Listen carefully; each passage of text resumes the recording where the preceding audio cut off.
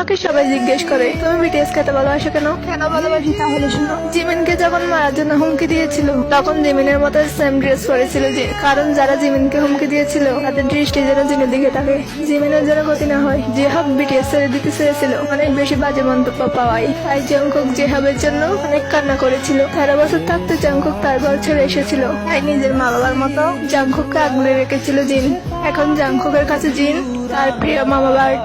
একবার সুগা বলেছিল যে জংকুক গেলে সুগার ফ্যাট বেড়ে যায়। জিমিন একদিন সৌদি আরব কনসার্ট করতে গিয়েছিল, তখন জিমিন তার মাইক ডেকে রেখেছিল, কারণ জিমিনের মাইকটি ছিল স্বর্ণের, আর স্বর্ণ ছেলেদের জন্য হারাম, তাই জন্য 6 ভাইদের নানার আবদার রাখার জন্য নিজেকে বিলিয়ে দিয়েছিল আরএম।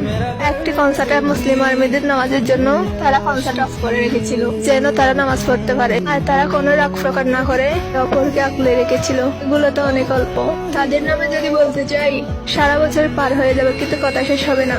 এরই নামই হচ্ছে বিটিএস আর আর্মিদের ভালোবাসার কারণ।